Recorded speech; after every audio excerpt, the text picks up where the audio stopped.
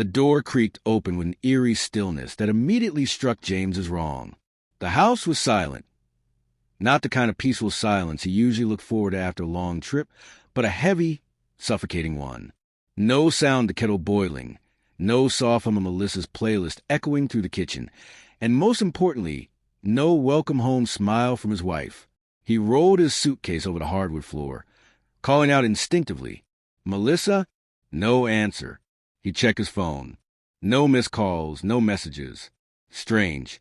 She usually texted when she picked up groceries or went for a walk. Something was off. Then he saw it. A single white envelope lay on the kitchen counter, facing him neatly like a crime scene clue. His name, James, was scrawled across it in Melissa's cursive handwriting. His stomach sank. With hesitant fingers, he opened it. "James, by the time you read this, I'll be gone. I've left with Daniel. Please don't come after us. It's better this way. You always said I was selfish. Well, maybe I am. I needed more than this life, more than you, but I didn't want you to be alone either. So, have fun next door. M." His hands trembled slightly as he read it again, slower this time. Daniel, his co-worker, his so-called friend. Melissa always laughed at Daniel's jokes a little too hard, touched his arm just a little too long. James had noticed but never imagined she'd act on it. And what the hell did she mean by have fun next door? His eyes drifted toward the living room window. Through the blinds, he could just barely make out the neighbor's house. Claire, quiet, reclusive Claire, lived alone after her husband passed a few years ago. They'd only exchanged polite greetings, nothing more. James's heartbeat picked up. Was Melissa mocking him? Sending him into the arms of the lonely widow next door? Or was there something else? Something hidden in that note? He dropped the letter on the counter and stared at the floor for a long moment. This wasn't just abandonment. It felt like a setup, a trap, a dare. And if Melissa thought he'd just sit in this empty house and cry over her betrayal, she was wrong. He glanced at the neighbor's house again. A single light was on upstairs. Was she awake? Watching? Waiting? James grabbed his jacket. It was time to find out what Melissa meant. James stood at the threshold of his front door for a moment longer, the bitter chill of the evening creeping across his skin. The neighbor's house looked as plain and unassuming as ever. Pale curtains. No car in the driveway. The porch light flickered once, then died completely, still holding Melissa's note in his jacket pocket. He stepped outside. As he walked down the porch steps, fragments of the past filtered through his mind like pieces of shattered glass. There had been signs. Late-night texts Melissa said were from work friends. Whispered phone calls behind the bathroom door. The sudden need for space, and her growing impatience with everything he said or did. Her laughter had grown colder, her silences longer. Even the warmth in her eyes had faded, like something inside her had quietly turned off.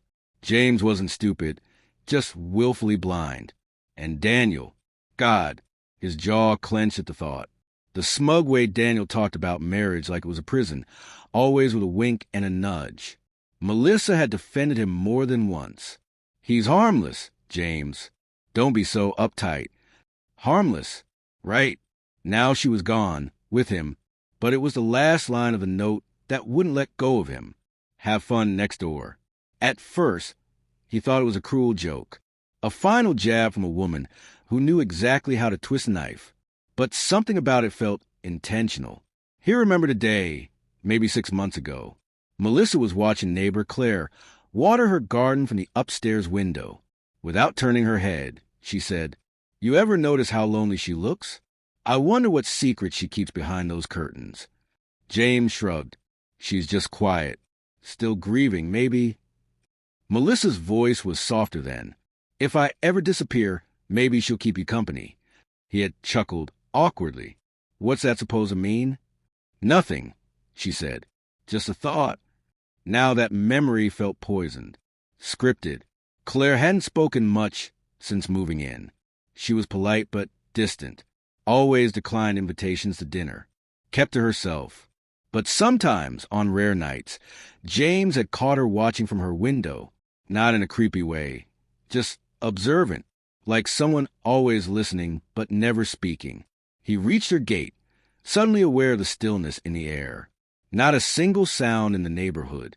Even the insects seemed to have gone quiet. He hesitated. Should he knock? What would he even say? Hey, my wife left me and said I should come see you. Any idea what that means? No, that was insane.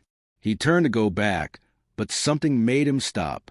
The porch light flicked on again, just for a second, and in that blink of time he saw something. Claire, standing at the upstairs window, watching. She didn't move, didn't flinch when their eyes met, just stared down at him, completely still, as if she'd known this moment was coming. James swallowed hard. There were too many questions, too many things that didn't add up. The missing texts, the strange comments, Melissa's sudden detachment, and now Claire, staring at him through the shadows of her curtains like she was expecting him to arrive. The note burned in his pocket. Have fun next door. Maybe it wasn't a joke after all. Maybe it was an invitation. Or worse, a warning. James stood frozen beneath Claire's window, the last flicker of the porch light still echoing in his mind like a dying signal. Her face had disappeared just as quickly as it had appeared, vanishing behind the curtain like smoke. But she'd seen him. Of that, he was sure. She was awake. He found himself walking up the path before he could stop. His breath fogged the air. The stillness of the night pressed in around him. The house loomed like a shadow, familiar yet unknowable, as though it had been waiting for this visit. He raised a hand and knocked. No answer. Another knock, louder this time. His heartbeat thudded in his ears. The porch light clicked on with a soft buzz. Then the door creaked open just a few inches, just enough for him to see one pale green eye peering through the gap. Claire. James, she said softly. Not surprised. Not even questioning. Just acknowledging. You know my name? He asked, caught off guard. She opened the door wider.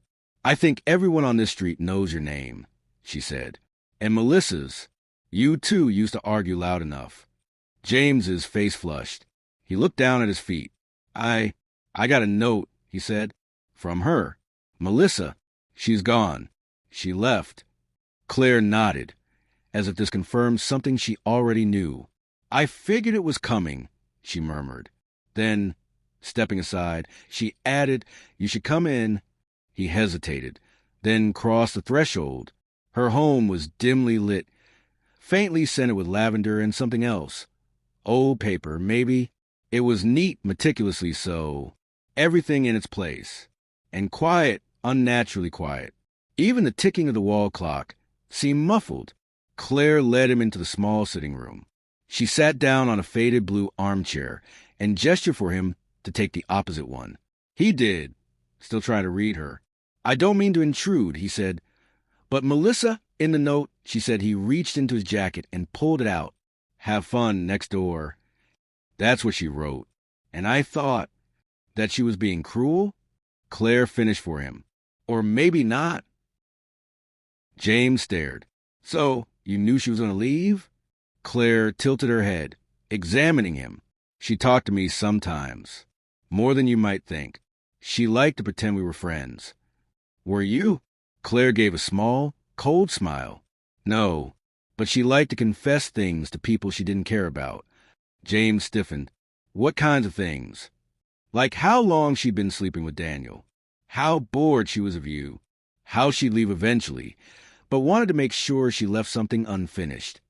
He blinked. Unfinished. Claire leaned forward, her eyes fixed on his.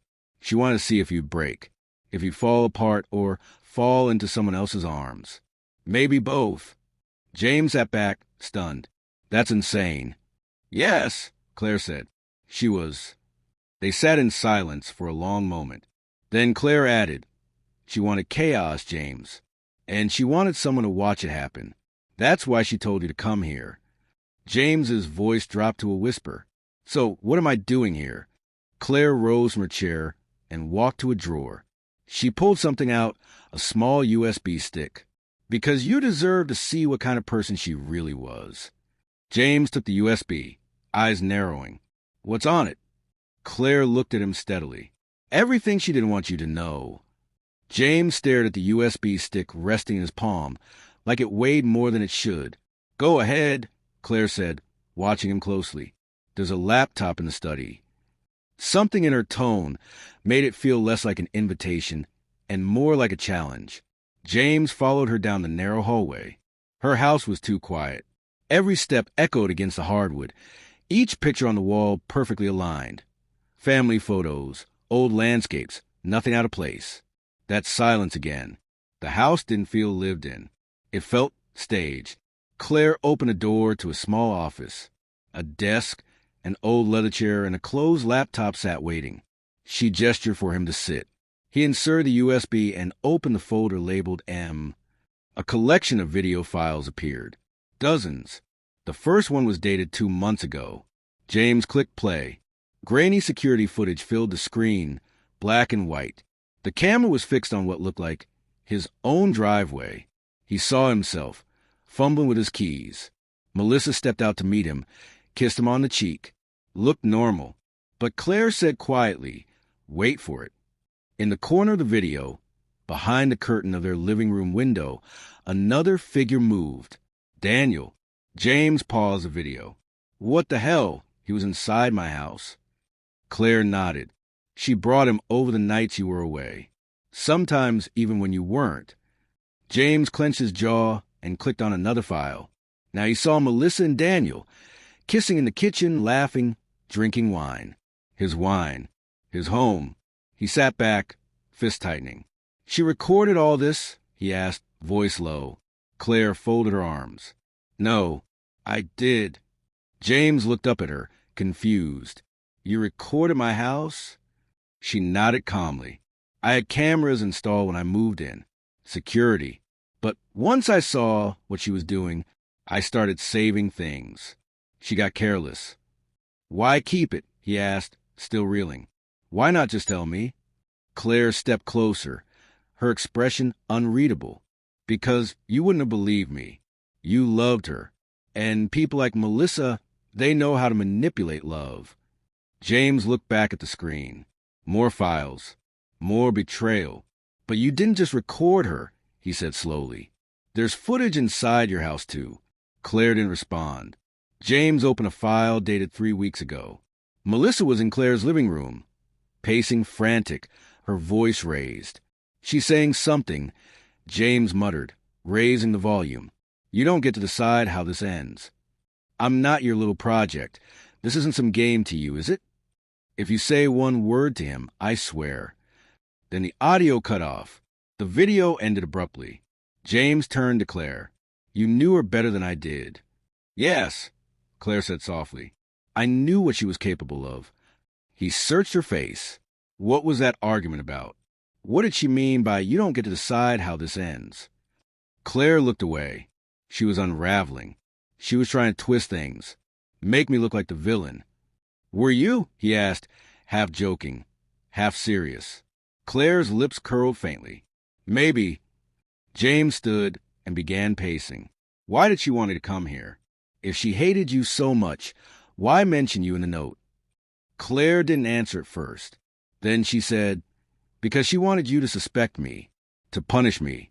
She knew that if I ever told you the truth, you'd question it." James studied her. "You haven't told me everything, have you?" A flicker of something passed through her eyes. Regret? Guilt? Amusement? "There's more," she said. "Then tell me." Claire crossed her arms and leaned against the wall. Melissa was going to leave. That part's true. But not just with Daniel. She wanted to disappear completely. New name, new life. She wanted money, leverage, freedom from everything. She came to me to help fake it. James froze. "You helped her?" "She offered me enough." Claire said coolly, but I backed out. She got reckless, stopped trusting me. And when I refused to delete the footage, things got tense. James stared. "So where is she now?" Claire didn't blink. Gone. She left before she could finish the plan. He didn't believe her. Not fully, because something in her voice and her eyes said otherwise. She wasn't just telling a story. She was crafting it. James sat back down in the chair, his gaze fixed on a laptop screen, as if it held the key to everything. His thoughts were a storm. Melissa's betrayal, Claire's confession. The missing pieces she offered only in riddles. You said there's more, he muttered. Then show me. Claire didn't move at first. She studied him like a puzzle she hadn't quite finished assembling. Then, with an almost imperceptible sigh, she walked to a nearby cabinet and pulled out another USB drive. This one black, unlabeled, ominously silent as she handed it over. This is what she didn't want you to see, she said. James swapped the drives and opened the folder. Only one file. Final MOV. He hesitated, then clicked play. The video opened with shaky handheld footage, dimly lit. Recorded at night. Melissa sat on Claire's couch, her hair a mess, mascara streaked under her eyes. She was drunk, or scared, or both. Claire's voice was behind the camera, calm and cold. Say it. Tell the truth. Melissa looked away, refusing. Say it, Melissa, or I'll show him everything anyway. Melissa's jaw clenched. Then she whispered, it wasn't supposed to go this far. What wasn't? James. The marriage. The affair. I wanted out. I wanted something different. Daniel wasn't even the plan. He was just easy. And you. She looked into the camera now, eyes wild. You never loved him either, did you? You just wanted to break us. Claire's voice didn't respond. You think you're in control, Claire? That you're the quiet one, the watcher, the puppet master? You don't know anything. The camera dropped slightly. The angle shifted. Claire's voice. Then why are you afraid of me?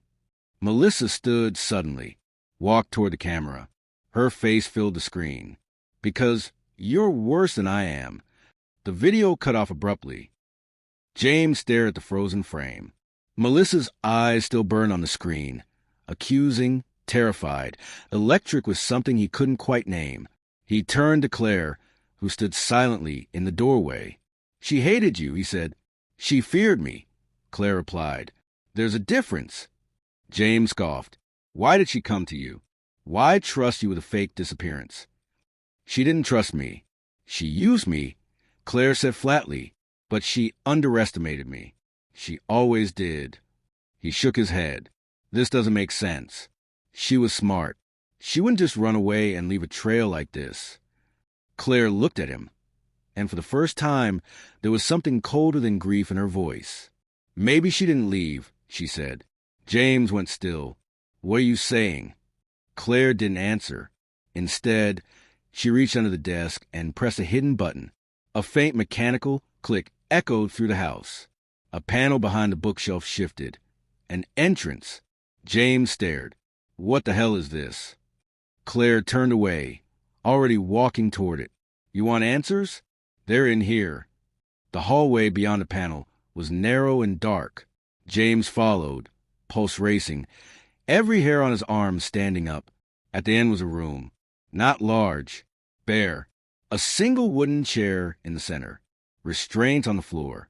The air was cold. James turned to Claire, voice barely a whisper. What is this place? Claire's expression was unreadable. A place she created, she said, before she left. She said she'd come back for it, that it would be useful.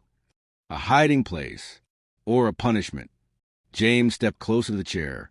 Dusty, unused, but not abandoned. A scarf was draped over the back. Familiar. Melissa's. The same one she wore on their last weekend getaway. He picked it up, heart pounding. This is sick, he muttered.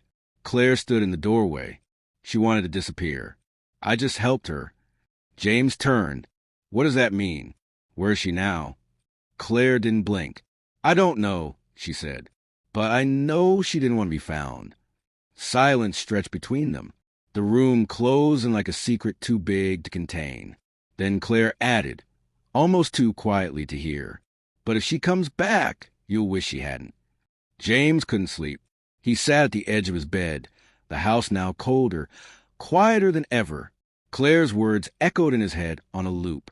But if she comes back, you'll wish she hadn't.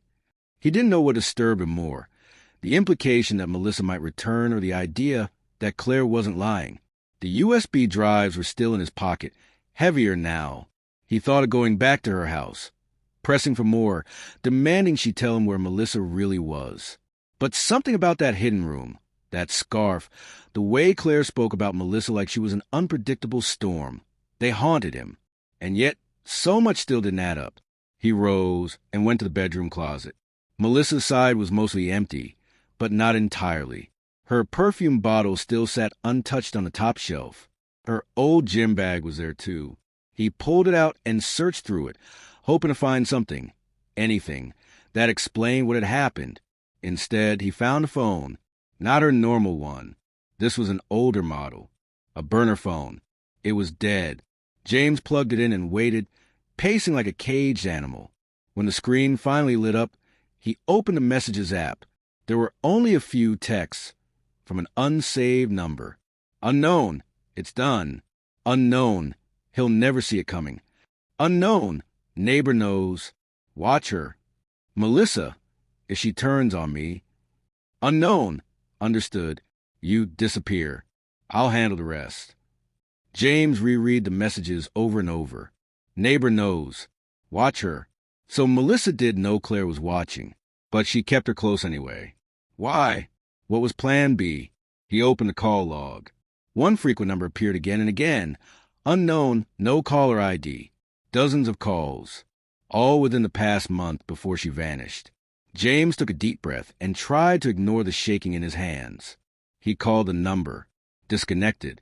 Of course. The silence of the house was now oppressive. Every creak felt louder, every shadow deeper. He looked out the window across the street. Claire's house was dark, but he couldn't shake the feeling that someone was watching him now. Suddenly, a ding from his phone. A new text from an anonymous number. Careful who you trust. She's not finished. His blood ran cold. Another message came through seconds later. You're already part of the game. You just don't know which side you're on. He stepped back from the window, heart thundering. This was more than betrayal. More than a love triangle gone wrong. It was something deeper. Planned. Precise. A game with rules he didn't understand and had already been playing. He turned to the door, hand instinctively reaching for keys. He needed answers. Real ones. No more hidden videos. No more cryptic warnings. And there was only one person left who might still have the truth. Daniel. If Melissa ran off with him, where the hell was he now? James realized something terrifying. No one had seen Daniel since Melissa vanished. Not a word. Not a call. Not a text. Had she disappeared with him? Or had she made him disappear too? James drove through the night like a man possessed. The city lights blurred past the windshield as he replayed every message, every video, every word Claire had whispered like poison in his ear. But none of it mattered now, not until he heard from the last piece of the puzzle. Daniel. Melissa had claimed to run off with him, but no one had heard from him since. And suddenly, James had a thought he couldn't shake. What if Melissa never made it to Daniel? What if Daniel never left at all? Daniel's apartment sat on the 5th floor of a sterile, modern complex downtown. James had been there once for a work party. Back when he still thought Daniel was a friend. That memory now burned in his chest like acid. He buzzed the door. No answer. He tried again. Still nothing. James looked around, then slipped in behind a delivery driver who had just exited. Inside, the hallway smelled faintly of bleach and stale air. He climbed the stairs, fists clenched, heart hammering in his chest. Apartment 508. He knocked once. Nothing. Twice. Still silence. Then, against all reason, he turned the knob. Unlocked. The door creaked open into darkness. The blinds were drawn, the air heavy. James stepped inside slowly, calling out, "Daniel." No response. He moved deeper into the apartment, past the kitchen, and into the living room. The place was oddly untouched. Dishes still in the sink. Mail stacked on the table. A thin layer of dust coated everything, like no one had been here in weeks. Then he saw it on the coffee table. A photograph. His breath caught in his throat. It was Melissa, with Daniel. But not a candid or a selfie. This was staged. Melissa was smiling, but Daniel wasn't. He looked tense, almost afraid. And then James noticed the envelope beneath the photo. His name, written in red ink. He picked it up and opened it with trembling fingers. James, if you're reading this, then you figured out something's wrong. You were never supposed to be involved. She promised me that. But Claire lied to both of us. Melissa never made it out. I tried to help her. God knows I did. But Claire was always one step ahead. She was watching us from the start. I don't know if I'm next. If she comes for me, I'll disappear too. Leave. Walk away. Don't play her game. You're not the target, James. But you are the weapon. Don't let her use you. Daniel. James read the letter again, slower this time. Every line dripped with dread. Weapon. Target. Claire. He turned and nearly jumped as he caught his reflection in the hallway mirror.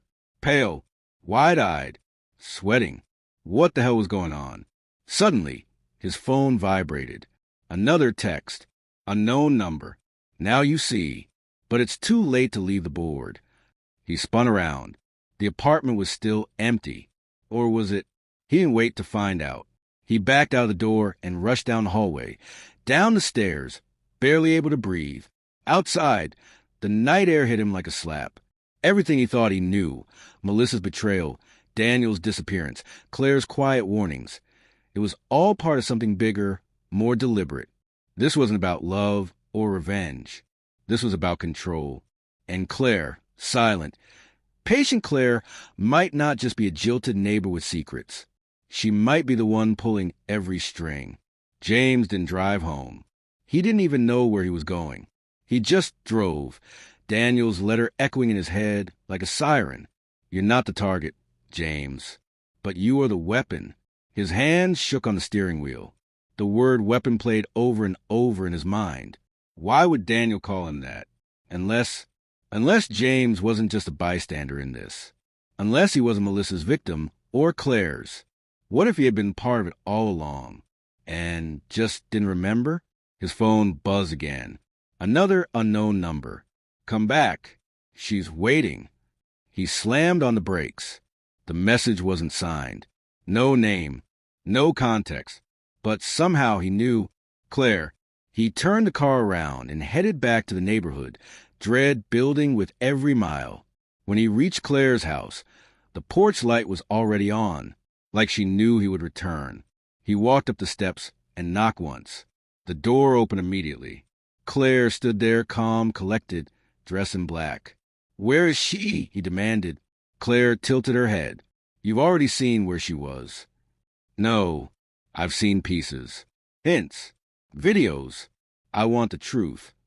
Claire stepped aside. Then come in. You deserve to remember. He paused. Remember? She nodded slowly. You forgot. Because she made you forget. That was part of her game. To manipulate you. Rewire you. Twist the truth until even you couldn't tell what was real. James stared at her. Something shifting behind his eyes. A flicker of recognition. A memory he didn't know he had. She said, I'd never forgive myself, he murmured. Claire's expression softened, not with kindness, but pity. Because you helped her, she said. You helped her make Daniel disappear. You helped her plan her own vanishing act. And when it fell apart, she turned on you. James staggered back a step, dizzy.